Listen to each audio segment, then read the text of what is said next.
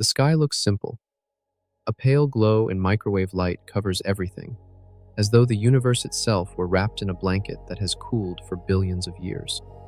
Instruments aboard satellites register a temperature of just under 3 degrees above absolute zero. No matter where the detector points, the reading is nearly the same. This evenness is not what we expected. It is a quietness that carries the weight of a paradox. Imagine standing inside a vast dome painted with one color. You turn in every direction and see the same tone. Now imagine the walls of that dome so far apart that no message could have crossed from one side to the other. How could two regions, forever separated by distance, have agreed to wear the same shade? Observatories confirm this strange symmetry, checking the data, subtracting foreground interference. Yet the pattern remains. There is almost no variation across the sky. At first glance, it seems unremarkable.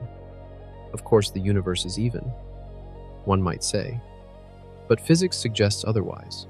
Parts of the cosmos that are now billions of light years apart should never have been able to synchronize. Light travels at a finite speed. There was not enough time for the two sides of the sky to swap heat or smooth out differences. And yet, here we are, looking at a sky that seems to have rehearsed together. Who wrote the script? Who gave the signal? In plain terms, the background light we see is a fossil. It was released when the young universe cooled enough for atoms to form, allowing photons to break free. Those photons have traveled ever since, carrying a record of that ancient moment. The fossil should reveal rough edges, scars, or noise. Instead, it shows an almost perfect balance, with tiny ripples scattered like faint freckles on a face too smooth. The question presses on us, how could balance emerge where balance should have been impossible? This is the horizon problem. It tells us that distant regions of the sky look too similar for comfort. There should have been no communication between them, no way to match their conditions. The paradox is firm. Astronomers who discovered it decades ago compared their results with different instruments and different teams. The answer refused to change. The cosmic background was stubbornly uniform. Simply put, we are facing a riddle written across the whole universe. The riddle continues in another form, the flatness problem. When cosmologists measure the geometry of space, they find that the universe is nearly flat. Curvature, if it exists, is so slight that it takes enormous sensitivity to notice. Flatness on this scale should be unstable, like balancing a pencil on its tip. Any small deviation at the beginning would have grown into a dramatic curve by now. Yet our cosmos still balances, teetering but unfallen. Why has the pencil not toppled? What agent held it steady for so long? We look again at the map of the microwave sky. Modern satellites produce images of exquisite detail. They subtract our galaxy's dust. They filter interference. They measure fluctuations in the millionth of a degree. The result is a picture of ancient light, glowing evenly with ripples only 1 part in 100,000. To the eye, it resembles a canvas, with tiny blotches of red and blue scattered sparsely. To the mind, it resembles a code. The blotches carry a signature, as if they were echoes of quantum tremors magnified to cosmic scale. To put it another way, these small ripples are the seeds of everything. Galaxies, stars, planets, and ultimately, life grew from them. Without ripples, gravity would have had no handholds. With ripples too large, the cosmos would have collapsed into violent knots. The balance is uncanny. The pattern is precise. Our existence depends on it. So the paradox is not a game of numbers alone. It is a riddle about why we are here at all. What this means is that a hidden story lurks before the moment of light's release. Perhaps, cosmologists propose, there was a brief, furious expansion in the earliest instant. In this expansion, called inflation by many researchers, a tiny region ballooned faster than imagination. Regions once neighbors were dragged apart beyond contact. Any wrinkles were ironed flat, any differences erased. The result would be the smoothness we see now, a stage set for galaxies to form later. The idea is compelling, but still theoretical. Experiments chase its traces. searching for delicate curls in the polarization of the ancient light, evidence that space itself once swelled.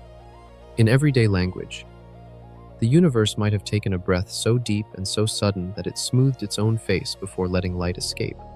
That breath cannot be seen directly, but its fingerprints may remain. Researchers build ever more sensitive instruments to look for them. Some teams fly balloons into the stratosphere, away from Earth's interference. Others launch satellites cooled to cryogenic temperatures. The hunt is relentless, because the prize is so grand confirmation of the event that might have set the entire cosmic stage. At its core, the paradox of the calm sky and the flat universe challenges our sense of cause and effect. If distant regions could not communicate, how did they agree? If flatness should be unstable, why does it endure? The facts are stubborn, the theories provisional, the mystery alive. Each measurement confirms the quiet glow. Each refinement sharpens the ripples. The data is real. The interpretation remains contested. This is science at its frontier, balanced between certainty and speculation. Think of it like this. A giant drum was tightened, stretched across the universe, then struck once by a hand we cannot see. The tone still reverberates, faint but clear. We live inside that sound. The ripples of the drumhead determined where galaxies could cluster, where voids would remain empty, where stars would be born. The drum was tuned long ago, and its resonance is the music of creation. There is another layer of wonder.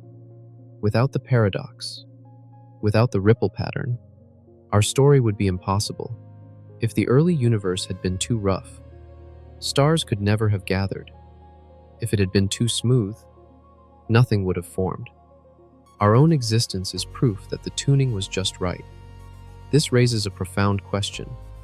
Is our universe one of many, each with different settings? Or is there a deeper principle that required this balance? We do not know.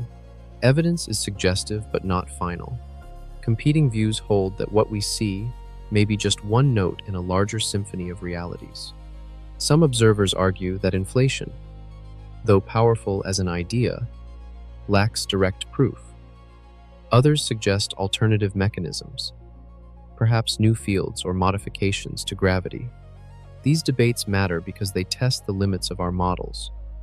The smoothness and flatness are not optional details. They are conditions any viable theory must explain. Each hypothesis is judged by whether it can recreate the image we see. The ancient light evenly spread with delicate, structured ripples. There is a human anchor here too. The maps are built by our hands, with detectors cooled near absolute zero, riding atop rockets and balloons. Behind each map is a story of engineers soldering circuits, of scientists waiting for signals in the dark. The paradox is not abstract.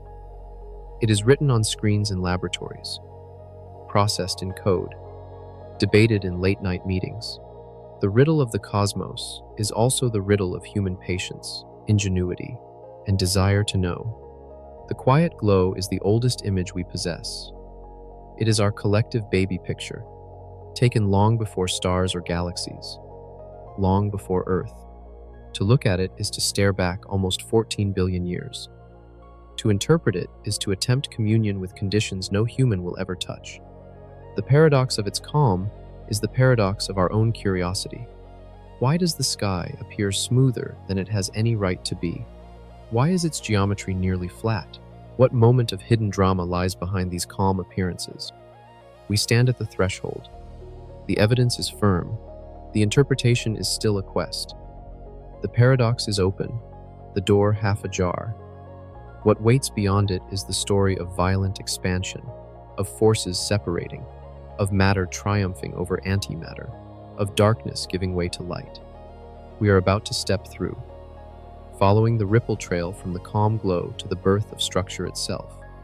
Stay with the quiet universe. The story of origins begins with a signal that is not loud, but persistent. A faint background of microwaves washes across the sky. Every time detectors rise above the atmosphere, whether on satellites or high-altitude balloons, they capture the same pattern. The glow is uniform to a degree that challenges belief. The surface of last scattering, when light first slipped free of matter, now surrounds us like a shell. Its echo is what we call the cosmic background, and its evenness is both a clue and a contradiction. We can see the clue clearly. The microwave background is a map of the infant universe frozen in light.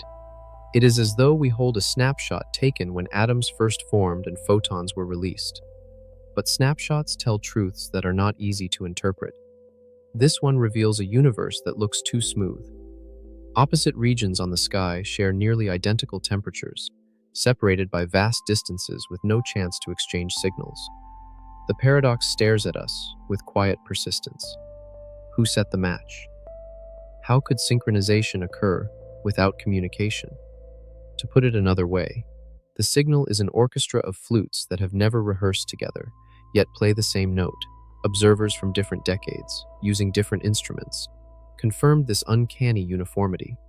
Ground-based receivers heard the hum, but skeptics argued interference. Later, orbiting detectors above the atmosphere revealed the same smooth glow.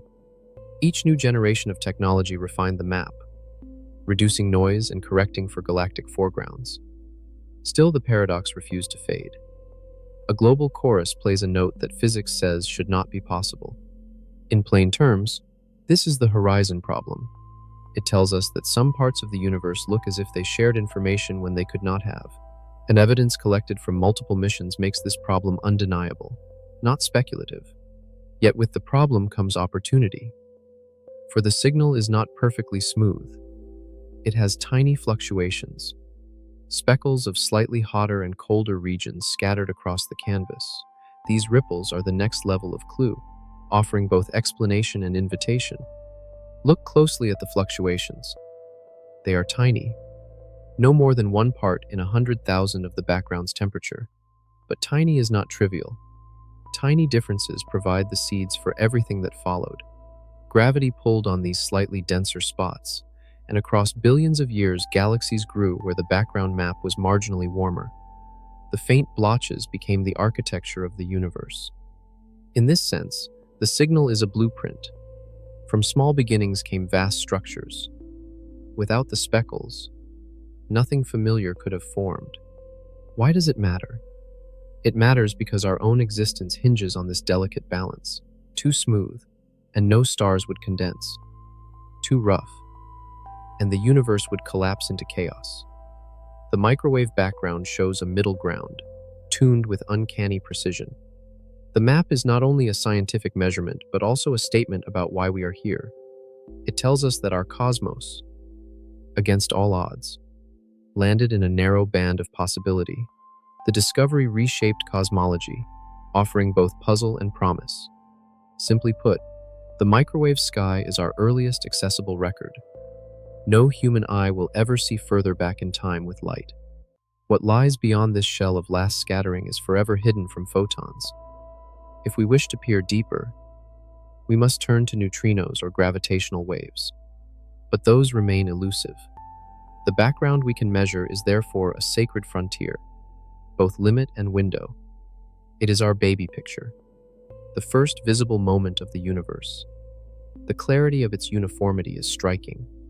The depth of its mystery is profound. The contradiction sharpens when we remember the scale. Regions separated by billions of light years share nearly identical conditions. This is like finding 2 cities on opposite ends of a continent, both humming the same song despite never having shared a signal.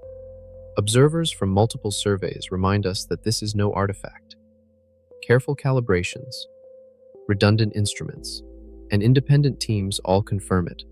The paradox grows stronger with every refinement, not weaker. The uniform sky stands as both evidence and enigma. In everyday language, it is as if the universe began with a hidden agreement, one that we can see but cannot explain. The microwave glow is a quiet testimony that something in the early cosmos forced balance. If left to chance, chaos should dominate. Yet order prevails. The order is not perfect, but it is precise enough to shape everything that followed. This leaves us with a contradiction that begs for resolution. a riddle whose answer must lie in physics we have not yet fully grasped. There are competing ideas. Some argue for a phase of rapid expansion that ironed out differences. Others suggest more exotic fields or alterations to known laws. Each proposal must be tested against the map itself. Does the theory recreate the uniformity? Does it account for the tiny ripples? Does it predict the spectrum of fluctuations we measure? The map is judge and jury. It allows no leniency. Any theory that fails to match its precision is set aside.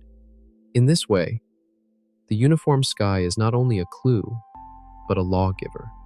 At its core, the signal behind the uniform sky teaches us humility. It reminds us that even the oldest light can carry secrets we are only beginning to decode. It invites us to listen, to measure, to imagine. It challenges us with questions that are simple in form, yet profound in consequence. Why is the sky so smooth? How could distant regions look the same? What mechanism tuned the universe into balance before light itself could travel across it? These questions drive inquiry, fuel instruments, and define our search. Think of it like this. The signal is a drumbeat from the past. The skin was stretched tight, struck once, and left to vibrate. The ripples froze into light, and the beat continues faintly, carried to us across time. We live in the resonance of that drum. To decode its pattern is to decode our origins. The paradox is real, the clues tangible, the meaning immense. From this foundation we step forward. For the uniform sky is only the beginning. There are deeper contradictions ahead, waiting in the curvature of space itself. When we measure the shape of space, we expect to find some curve, a bend that tells us whether the cosmos is like a sphere, a saddle, or a flat plane. Yet the evidence keeps pointing in the same unlikely direction. Space appears nearly flat, stretched to a precision that seems unnatural. Observatories using galaxies as tracers, supernovae as markers, and the cosmic background as a ruler all return the same answer. The curve, if it exists at all, is too small to detect with confidence. It is like holding a carpenter's level across a continent and finding the bubble frozen in the center. The clue is striking because flatness is unstable.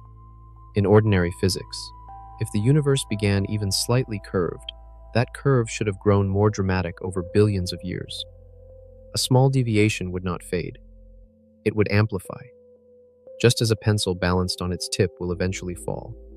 A universe balanced on near flatness should have tumbled into obvious curvature long ago. Instead, the pencil still stands. Why? Who steadied it? What force prevented the fall?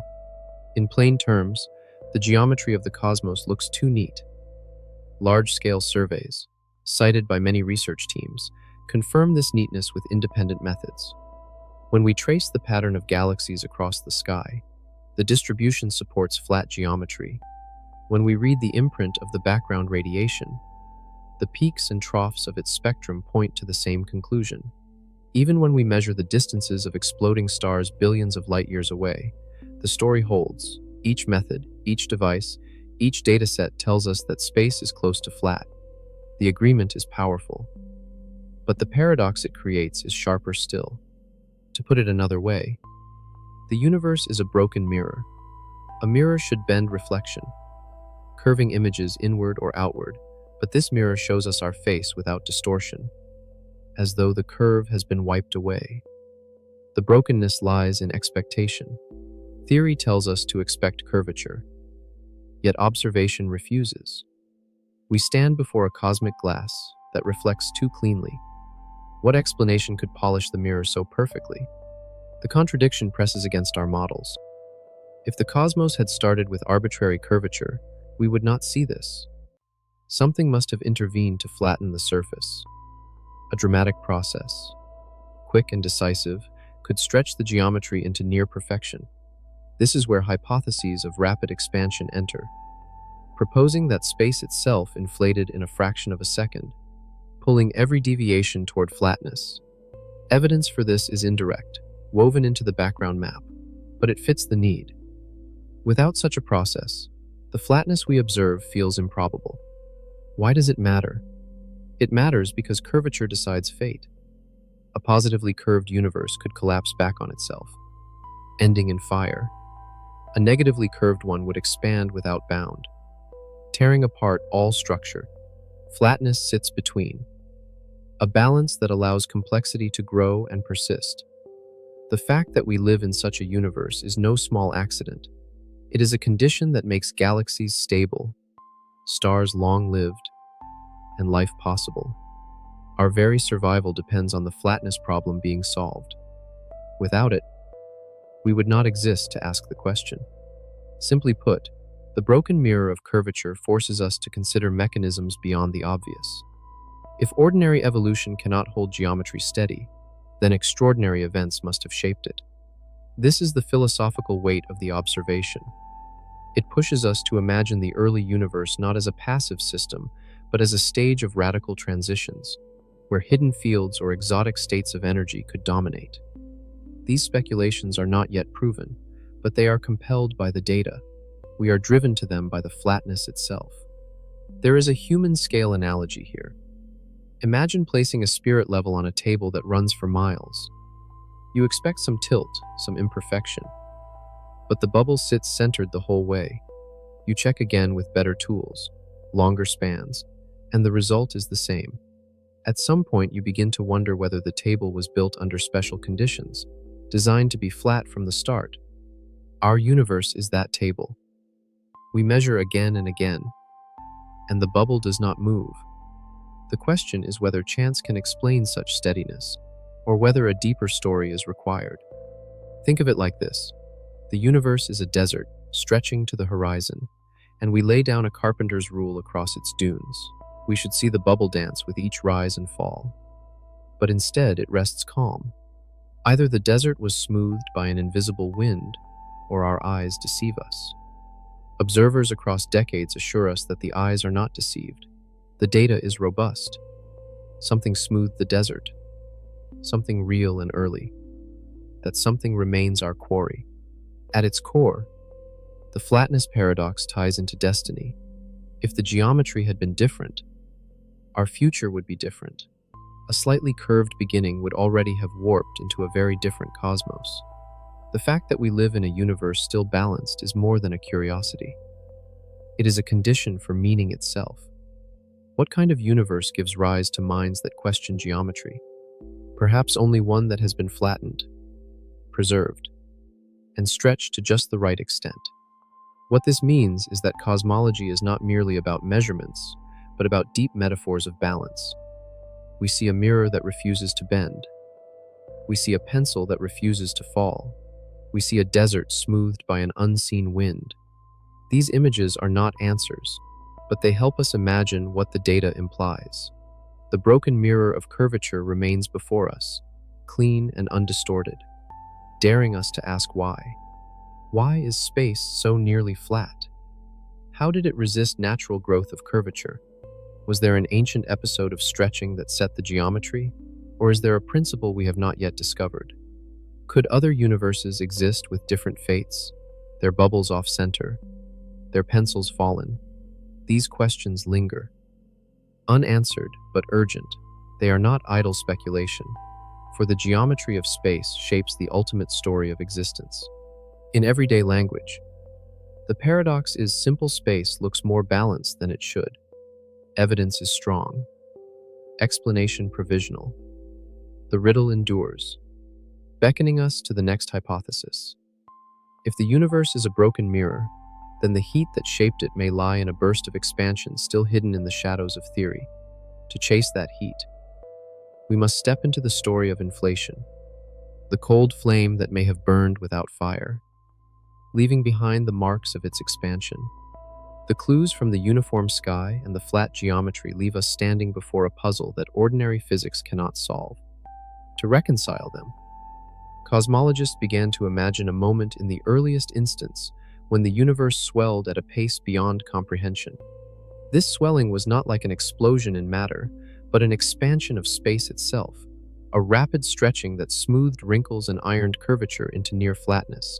It is called inflation. though the name is modest compared to the violence it describes. Picture a pot of kernels sealed tight. For a time it is silent. Then, without warning, one kernel pops, then another, and in seconds the whole pot roars with expansion. Inflation is a cosmic version of that sudden transformation, except it involves the entire fabric of space. In less than a heartbeat, a tiny patch of the universe grew so large that regions now separated by billions of light years were once neighbors. Their conditions matched, so when they were pulled apart, they carried that matching state with them. This is how the horizon problem could be solved. It is also how flatness could survive. The stretching forced balance. In plain terms, inflation is a short-lived storm of expansion. Instead of light spreading through space, space itself ballooned. For a brief moment, a special kind of energy dominated, a field whose pressure drove the acceleration. When this field decayed, its energy reheated the universe, filling it with particles and radiation. The cold flame went out, and the ordinary hot fire of the young cosmos took over. This story connects three puzzles with one bold idea, yet it remains only partly confirmed. Observers still search for the smoking gun. To put it another way, inflation is like a magician's cloth pulled over the table in an instant. All the unevenness is hidden, smoothed under the cloth. And when the cloth is lifted, we see only flatness and order, but the cloth is invisible, leaving us to infer its presence from the arrangement of objects left behind. The evidence lies in the cosmic background, in the specific spectrum of ripples, in the delicate fingerprints of quantum fluctuations stretched to astronomical scales. Why does it matter? It matters because inflation would mean that the seeds of structure trace back to quantum physics. Tiny fluctuations, normally confined to the microscopic, were blown up to cosmic proportions. Galaxies, clusters, and voids are, in this picture, the fossilized shadows of quantum jitters. To imagine that the largest structures in the universe were born from the smallest possible tremors is to grasp a unity of scales beyond imagination. It tells us that we live in a cosmos where the micro and the macro are inseparably linked. Simply put, inflation explains why the sky looks the way it does. The uniform glow, the near-flat geometry, the pattern of ripples all fall into place under its logic. It is not the only idea, but it is the most developed. Critics point out that the theory depends on a field we have not identified, with properties tuned to do just what is needed. This makes some uneasy. Others argue that inflationary models are flexible, too willing to bend to new data. The debate continues, sharp and unresolved. Still, the data we have is consistent with inflation's predictions, and that consistency is hard to ignore. Think of it like this: the cold flame of inflation burned without heat. It left no light, only consequences. It swept the universe into a sudden bloom, then vanished, replaced by ordinary radiation and matter. Its mark is in the silence between kernels of the background map, in the measured peaks of the fluctuation spectrum. Teams of observers using satellites and ground telescopes have confirmed those peaks with precision, and the alignment is uncanny. It is as if the universe itself remembers the storm, even if we cannot see it directly. At its core, inflation raises questions as profound as the mysteries it answers. If such a burst occurred, what triggered it? What field supplied the energy? Was it a universal condition, or did it happen only in our region of a larger reality? Some propose that inflation could be eternal, spawning not one universe but many. Each would be a bubble, born of the same storm, expanding into its own horizon. Evidence for this is not yet in hand, but the speculation reveals how far inflation stretches our imagination. What this means is that inflation is not just a technical fix, it is a conceptual leap, uniting geometry, uniformity, and fluctuation under one narrative. It links the biggest scales to the smallest, the cosmic web to quantum tremors. It suggests that the order we see was born of a brief chaos, a storm of expansion that cooled into structure. Its elegance is undeniable, even if its details are unfinished. The search for its traces continues with intensity. Why is inflation so compelling? Because it offers testable predictions. The pattern of ripples in the background, the flatness of space, the distribution of galaxies all line up with its claims. Yet there is one prediction that would seal its case. Inflation should produce gravitational waves, faint curls in the fabric of space-time. These would imprint themselves in the polarization of the background light, a subtle twist in the orientation of its waves. Observers have built detectors colder than space itself to search for this signal. They have climbed mountains, flown balloons, launched satellites. The hunt is fierce because the reward is nothing less than the signature of the storm. In everyday language, we are looking for footprints left in the snow by a runner long gone.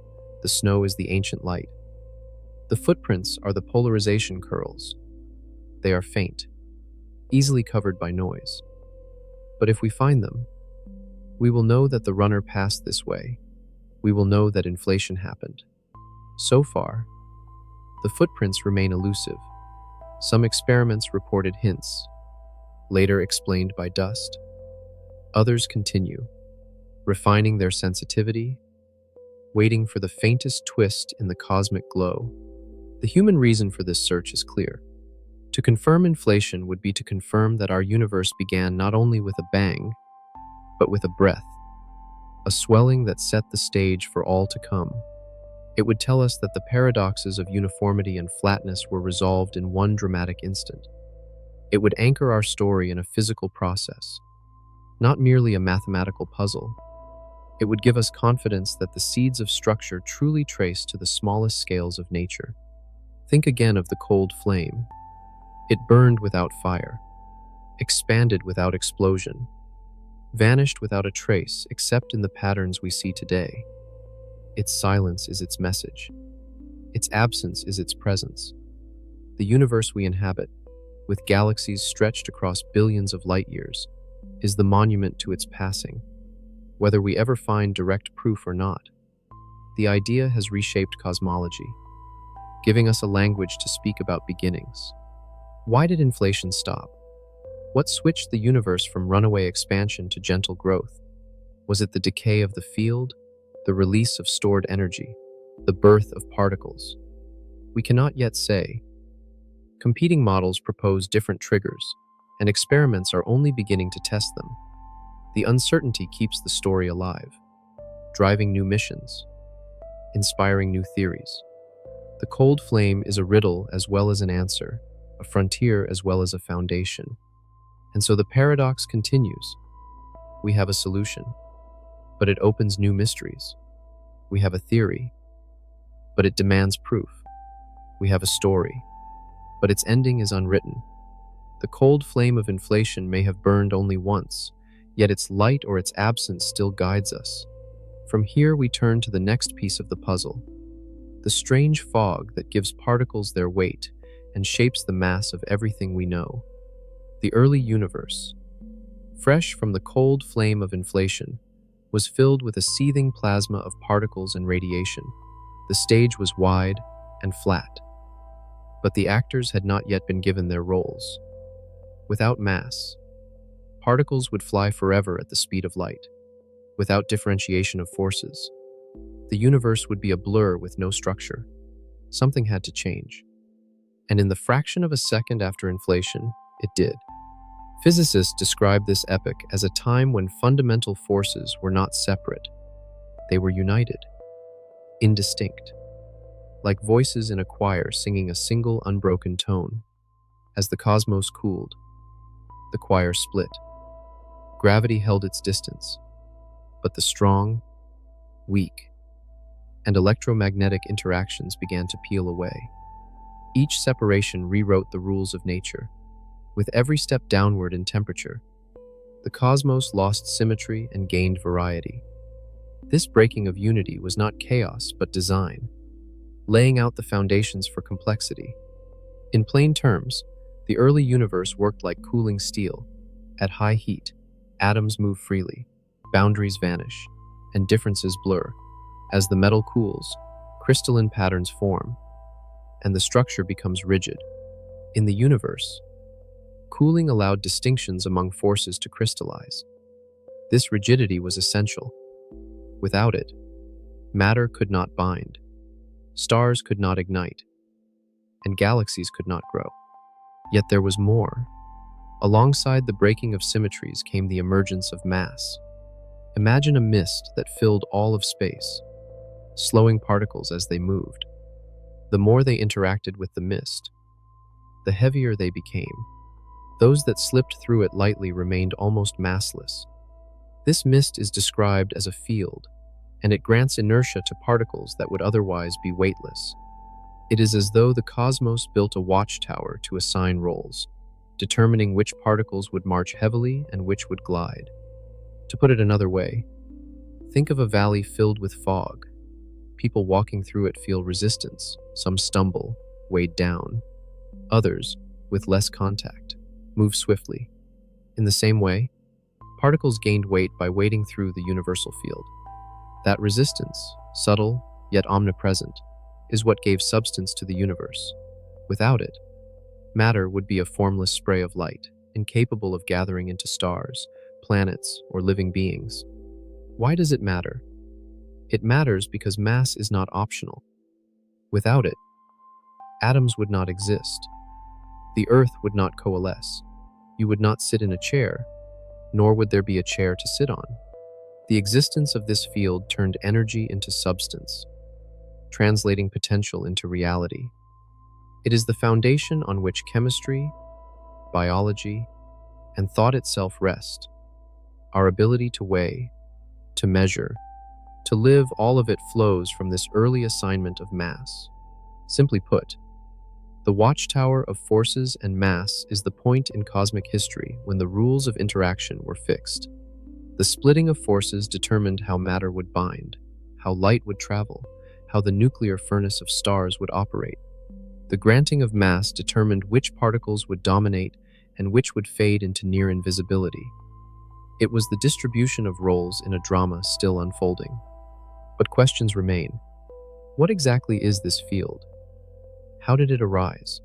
Why does it give some particles mass and leave others nearly weightless?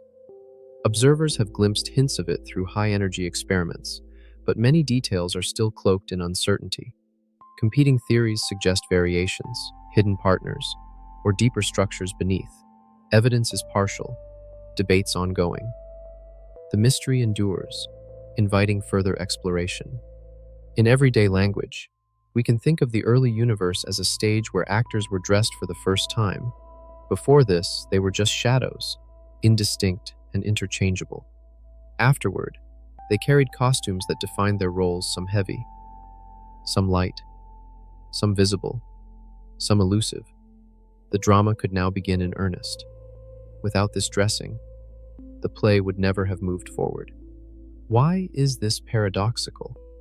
Because the rules of symmetry would suggest a bland, featureless cosmos. Symmetry breaking seems to violate that expectation, replacing perfection with imperfection. Yet it is in the imperfections that creation thrives. The very fact that forces diverged, that particles gained unequal mass, is what made stars possible. Order emerged from broken balance. Complexity grew from asymmetry. Think of it like this at dawn. A watchtower rises above a plain, assigning tasks to travelers who pass by. Some are given heavy burdens, some light loads, some nothing at all. They move into the world according to their new roles. The universe did the same with its particles, turning anonymous travelers into the building blocks of matter. This image is both metaphor and truth, capturing the strange necessity of mass in shaping the cosmos. At its core, the Watchtower story reminds us that the laws of physics are not static. They evolved with the universe. The world we see is not the inevitable outcome of eternal laws, but the product of transitions that fixed those laws at specific moments. This realization humbles us. It means that what we call constants were once variables, shaped by conditions that may never repeat. It opens the possibility that different regions, or different universes, might hold other rules entirely. What this means is that the emergence of forces and mass is not just a scientific curiosity. It is a moment of destiny. From it flowed every galaxy, every planet, every living thing. The fog that weighed down particles was the same fog that enabled stability. The split of forces was the same split that made chemistry possible. We are the children of those transitions, the inheritors of that watchtower. Why is it so difficult to accept? Because it suggests a fragility in the laws of nature. If mass depends on a field, then laws are contingent. If forces diverged by cooling transitions, then the framework of physics is historical, not timeless. We long for permanence, yet the cosmos teaches us change. Symmetry gave way to asymmetry, and from that brokenness emerged the possibility of meaning. The watchtower still looms in our imagination. Its fog is invisible, yet its weight is felt in every object we lift. Its role assignments echo in every atom. We cannot see it directly, but we see its consequences everywhere.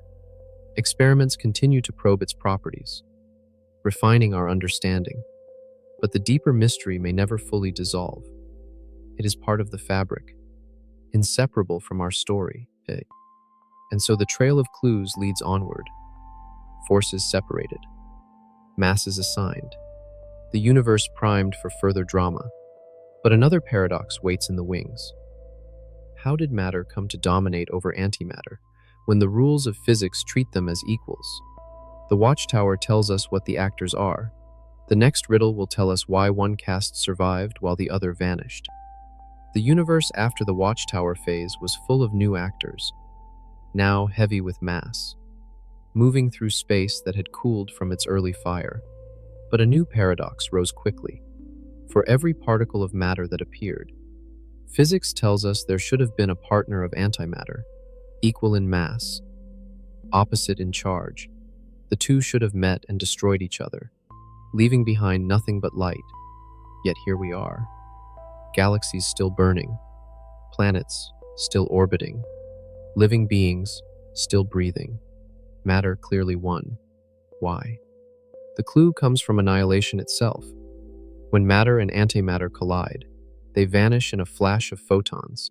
If the universe had been perfectly symmetric, every particle would have found its twin, and the cosmos would be empty of substance. What remains suggests a rift, a tiny imbalance in the laws of nature. For every billion pairs that destroyed one another, there may have been a single particle of matter left unpaired. That 1 in a billion became the seed of everything.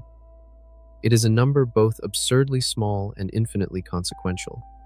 In plain terms, existence hangs on a coin that was ever so slightly weighted. When tossed 1 trillion times, the coin landed just enough on one side to leave a residue. That residue is all the matter in the cosmos. Why was the coin biased? What tilted the game? These questions stand as some of the deepest mysteries in physics. To put it another way, the early universe was a casino where the house rules were not fair. Symmetry suggests equal odds. But in practice, the dice were loaded, the wheel tilted, the cards marked. Matter had the slightest edge, and that edge reshaped destiny. The evidence lies not only in our own existence, but in subtle traces in cosmic chemistry. Ratios of hydrogen, helium, and lithium from the first few minutes still echo that imbalance. Observers point to these light elements as a fossil record of the rift. Why does it matter? It matters because without the bias, stars would never have formed, planets would never have cooled, minds would never have arisen. The entire visible universe rests on a margin so slim that it seems almost accidental. Yet if it were truly accidental, we would not be here to ask. So the rift is not just a number, it is a reason for being. The stakes could not be higher. Simply put, matter triumphed over antimatter, but we do not yet know why. Some researchers propose that certain reactions violated symmetries slightly, giving matter the advantage. Others suggest that neutrinos, elusive particles with ghost-like presence, played a role. Still others imagine interactions at energies beyond our reach. Each idea remains speculative, but but each is pushed forward by the need to explain the rift. The imbalance demands explanation. It is a riddle written in the survival of galaxies. Think of it like this. Two armies meet on a plane, equal in size, identical in skill. They charge, collide, and most perish in mutual destruction. Yet when the dust clears, one side still has a few soldiers left standing. Those survivors go on to build cities, cultures, and histories. We are those survivors. The universe is their civilization. The army of antimatter is gone, but its shadow still shapes the story. At its core, the paradox of matter's triumph is unsettling. The rules of physics are supposed to be impartial, yet nature itself appears to have played favorites. Was the bias written into the laws from the start? Did it emerge from conditions during inflation, or is it a sign that our theories are incomplete? We cannot yet say. Evidence is suggestive, not final. Competing models struggle to reproduce the numbers, and experiments chase faint asymmetries in laboratory conditions. The outcome remains open. What this means is that the rift between matter and antimatter is not just a technical detail, it is the hinge of creation. Without it, the universe would be a grave of light. Beautiful perhaps, but barren. With it, the universe is a theater of substance, rich with stars and life. The smallest imbalance led to the greatest consequence. It is a lesson in the power of imperfection. Why did matter win? Could the tilt have been different in another universe? If so, are there realms where antimatter triumphed, their galaxies glowing with opposite charges, unreachable to us? These are speculative questions, but they follow naturally from the rift. They remind us that our reality is one branch of possibility, not the only one. In everyday language, the cosmos rolled dice, and we are here because of the tiniest skew. We search for the mechanism, but even without full answers, we can appreciate the stakes. This rift is why atoms exist, why stars burn, why planets orbit. It is why we can stand beneath the night sky and wonder. Think again of the cosmic casino. The dealer leans on the wheel, and matter gains the faintest edge. Billions of spins later, that edge has become the Milky Way, the Earth. And you reading these words, the unfairness of the game is our fortune, the consequence of bias is existence. And yet the paradox is unresolved. Physics has not closed the case. We still hunt for violations of symmetry in particle accelerators, still study the subtle behaviors of neutrinos, still refine our models of the early universe. The rift is a frontier, demanding courage and creativity. It asks us whether laws we thought sacred are in fact only approximations. The silence of annihilated antimatter is a haunting presence. Its absence is as eloquent as our existence. It lost the battle, but in losing, it left behind a cosmos rich with survivors. We are built on that loss, and so our curiosity is bound to it. To understand the rift is to understand why there is something rather than nothing. The rift that favored matter is a story of imbalance turned destiny. It is the hinge on which galaxies swung open. It is the narrow passage that led from fire to form. But the cosmos was not finished. With matter secured, the universe now entered a long darkness, waiting for the first lights to pierce the fog. After the rift that tilted fate toward matter, the universe moved into an era of silence. The hot plasma cooled.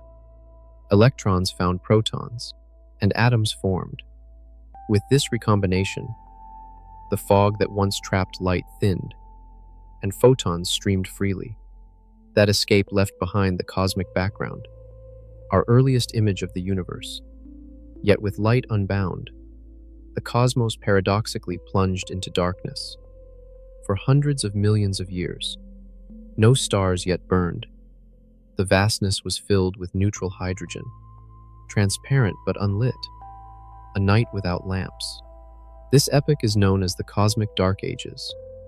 The background glow still stretched, redshifting into microwaves, but no fresh sources of light had yet arisen. To an observer adrift in that time, the sky would appear black. Matter was gathering under the pull of gravity, but the gathering was slow. Gas collected into halos, cooling gradually, awaiting the spark that would ignite the first stars. For us, this interval is hidden. We see its beginning in the background glow and its end in the dawn of galaxies, but the middle remains veiled. In plain terms, the universe was like a city after power has gone out. The streets exist, the buildings stand, but no windows shine. Only when the first lamps are lit does the city reveal itself. In the cosmos, those lamps were the earliest stars. Massive, short-lived, blazing with ultraviolet radiation. They transformed the fog, tearing electrons from atoms, turning neutral hydrogen back into plasma. This reionization lifted the veil, letting light travel farther, making the universe transparent again to high-energy photons. To put it another way, the dark ages were a long inhale, and the first stars were the exhale. Gravity had been pulling, shaping, compressing. Then, suddenly, fusion began, and the silence broke. The stars of this era were giants, dozens or hundreds of times more massive than our sun. They lived briefly, some collapsing into black holes, others exploding as supernovae. Their violence seeded the cosmos with heavy elements, scattering carbon, oxygen, and iron, ingredients that would later make planets and life possible. Why does it matter? It matters because the dawn of stars marks the true beginning of visible structure. Before this, the cosmos was a fog without features. With the first light, contours appeared, galaxies began to assemble, and the cosmic web took form. Our own atoms carry the legacy of those first explosions. The calcium in our bones, the iron in our blood, the oxygen we breathe were forged in the furnaces of that earliest generation. The first dawn is not only a story of light, but of inheritance. Simply put, the veil of hydrogen hid a universe waiting to awaken. When the veil lifted, creation accelerated, galaxies clustered, stars multiplied, black holes roared at their centers. The cosmic stage was alive, and the play of light and shadow began in earnest. We know this not only from theory, but from deep observations with telescopes that push to the edge of what light can show. The faintest galaxies seen today are relics from that dawn, their photons traveling for more than 13 billion years to reach us. Think of it like this. Fishermen on a foggy bay set lanterns on their boats.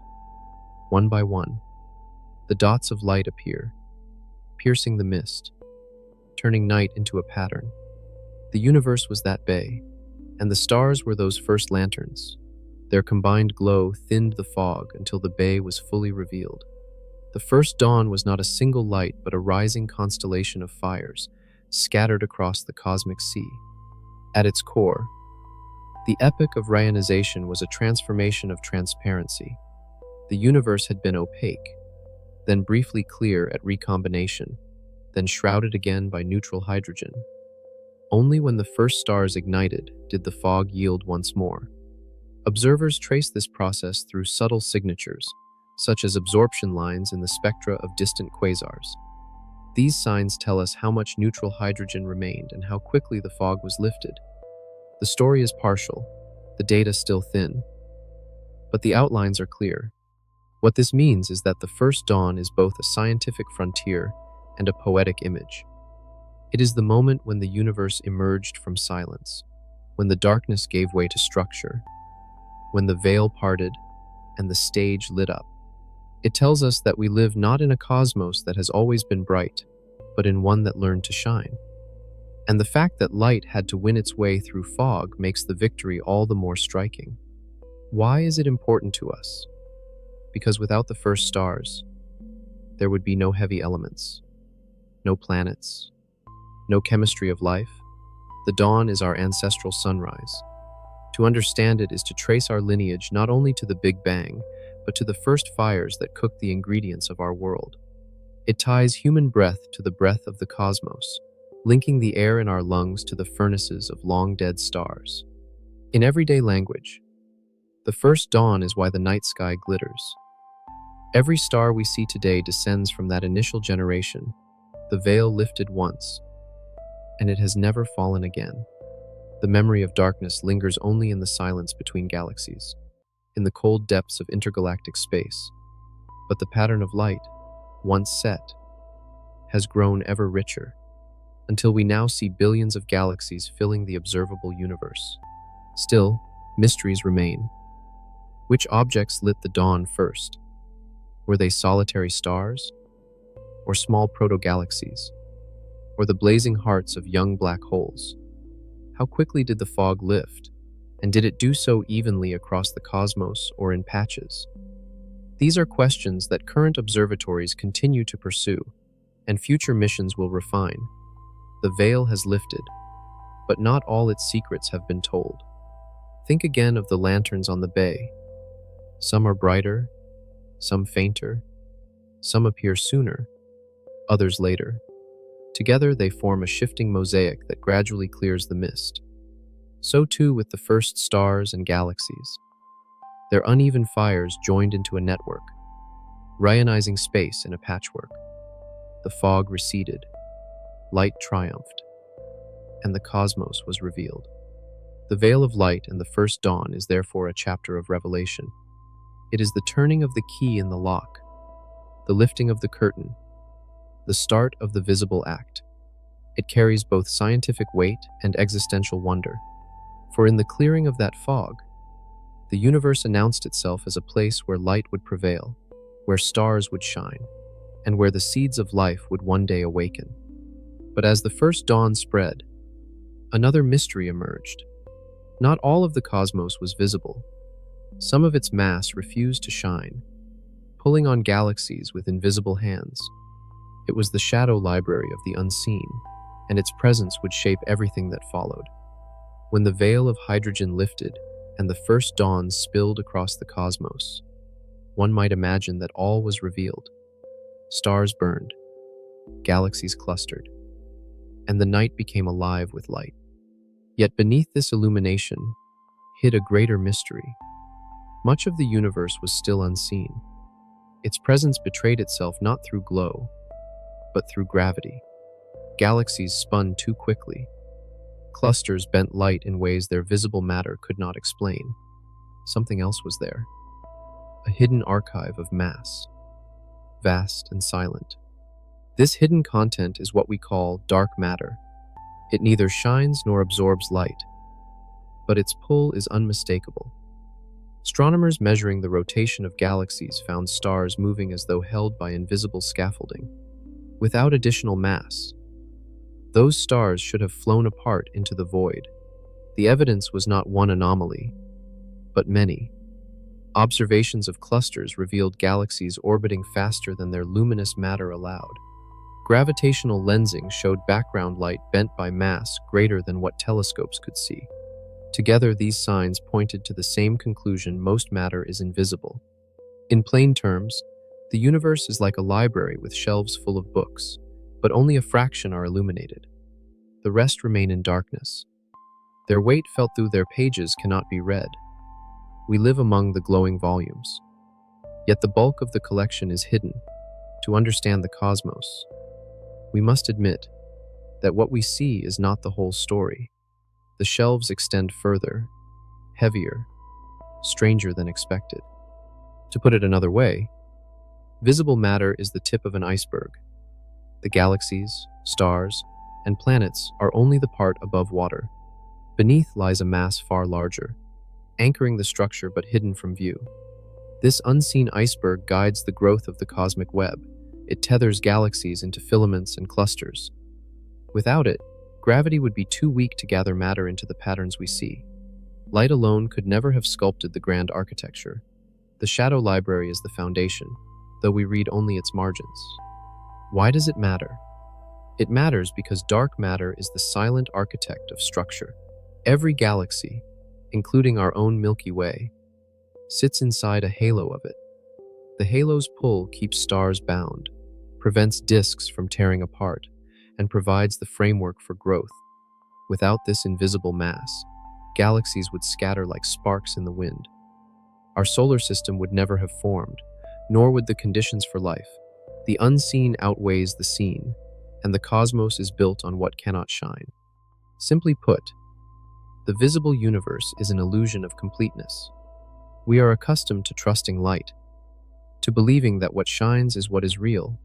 Dark matter breaks that trust. It tells us that reality is heavier than our eyes admit. Its presence is not speculation, but requirement. The motions of galaxies, the bending of light, the growth of cosmic structures all demand it, yet its nature remains elusive. No particle in our laboratories has yet carried its identity. We know it is there, but not what it is. Think of it like this: the cosmos is a library where the most important books are locked in a vault. We can see the doors bend with their weight, feel the pressure of their contents, but the titles remain hidden. The shadow library exists, but its catalog is closed. We infer its holdings by how the shelves strain, how the beams creak, how the floor dips. We read absence as presence, silence as testimony. At its core, the mystery of dark matter is a challenge to our understanding. For decades, detectors buried deep underground have searched for its particles, hoping to catch a rare interaction. Experiments have grown in sensitivity, but the vault remains shut. Some suggest new families of particles. Others imagine modifications to gravity itself. Evidence so far favors the existence of matter unseen, yet the final proof escapes us. This tension keeps the field alive, a balance between certainty and speculation. What this means is that our cosmic story is incomplete. We narrate galaxies and stars, but behind them stands an uncredited author. Dark matter scripted the framework, and we live in the play. To deny its existence is to deny the evidence, but to claim we know its nature is premature. The shadow library is real, but unread. Its meaning is open, waiting for discovery. Why does this puzzle matter to human beings? Because it reminds us that our senses are limited. Light is our oldest guide, but it is not the whole guide. To imagine that most of reality hides beyond vision is both humbling and liberating. It tells us we are not at the center of understanding. It urges us toward patience, imagination, and instruments that reach beyond ordinary sight. In everyday language, dark matter is the invisible glue. It binds galaxies, it shapes clusters, it sculpts the web of structure. Without it, the universe would be unrecognizable. We owe our night sky not to the stars alone, but to the hidden mass that steadies their dance. The paradox is that what we cannot see defines what we do see. The silent majority dictates the visible minority. Yet even this is not the end. For when astronomers pushed further, measuring distant supernovae, they found that expansion itself was accelerating. Instead of slowing under the weight of mass, the universe was speeding up, as though pushed by a hidden hand. This was not the shadow of matter, but the breath of energy. More mysterious still, its library is larger, its silence deeper, its implications more unsettling. The cosmos has one more secret to tell, a force that stretches the fabric itself, a darkness not of mass but of motion. It is the last veil, the final enigma, the energy that determines destiny. When we step back from the details, from the kernels that popped in inflation to the ripples of the background light, a larger picture emerges. The story of the cosmos is not a clean line of inevitabilities, but a sequence of improbable survivals. Smoothness where there should have been chaos, flatness where curves should have grown, matter that lingered when it should have vanished, light that returned after ages of darkness, invisible scaffolds that shape what we can see, and finally, the acceleration of expansion, as though the universe itself resists rest. These improbabilities accumulate until they sound less like chance and more like chapters in an unfinished script. The universe writes with contradictions.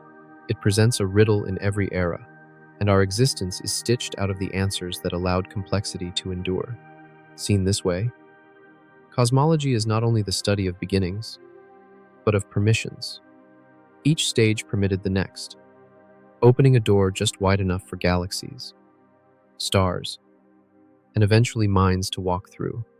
In plain terms, the universe seems tuned for story, not in the sense of design with intent, but in the sense that improbable balances created conditions where narrative could unfold. If the balance had tipped differently, the tale would have ended before it began. Instead, we inherit a cosmos where meaning is possible, where observers can rise to witness and to ask. The silence of the background glow becomes more than data. It is testimony that order once emerged from impossibility. The flatness of space is not just geometry. It is the canvas on which every galaxy is painted. The rift in matter is not a flaw. It is the hinge of creation. The first dawn is not simply the ignition of stars. It is the moment when darkness surrendered to memory. The shadow library is not only an unseen weight.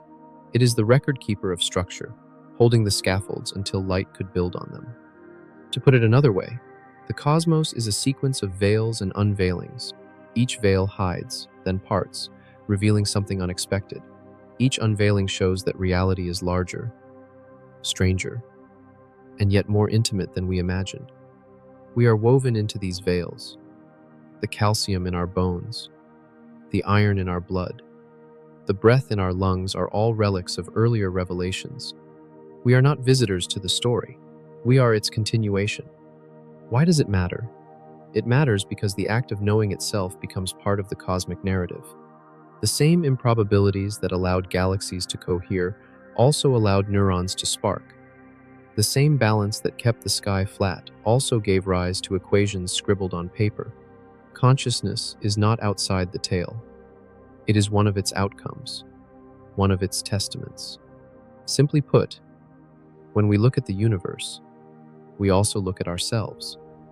The story of matter's triumph is our story. The veil of light is our dawn. The shadow library holds our inheritance, and the accelerating breath of expansion will one day dictate our fate. To study these things is to study the conditions of being. Think of it like this. We are standing in a cathedral without walls. Its pillars made of filaments of galaxies. Its roof, the cosmic microwave glow. The silence is immense, but not empty. It is filled with echoes, with hints of origins and destinies. To listen is to worship, not in ritual but in wonder. The data are psalms, the paradoxes hymns. The act of seeking is itself a kind of devotion to the truth that exceeds us. At its core, the philosophical echo of cosmology is humility. We see that what is visible is not the whole. We feel that what is knowable may not be final. We learn that reality is both fragile and resilient, both balanced and precarious. The universe is not a static fact, but an unfolding. And in that unfolding, we find room for awe. What this means is that science, at its most profound, is not the conquest of mystery, but its deepening. Each answer carries within it a new paradox. Each solved puzzle becomes the prelude to a greater riddle. This is not failure. It is fidelity to the vastness of what is. To encounter the unknown is not to be defeated. It is to be invited. Why does the universe accelerate when mass should slow it? Why do invisible fields shape the visible? Why did the dice of matter fall in our favor? These questions are not obstacles. They are doorways. They remind us that reality is richer than explanation, that truth is larger than our grasp. In the oldest light, the universe whispers a secret its calm is improbable, and its silence is filled with meaning. This paraphrased line captures the heart of the echo. The cosmos is not obligated to make sense, yet it invites sense-making. It is not compelled to give meaning, yet it births beings who seek it. The closing image is this: imagine drifting beyond galaxies, past the strands of the cosmic web, until only the faint microwave glow surrounds you. It is smooth, ancient, and endless. You listen, but it does not speak in words. It speaks in silence, in balance, in paradox, and in that silence, the greatest question remains. If the universe is a story of improbable survivals, what chapter waits beyond our sight, and will we ever be ready to read it?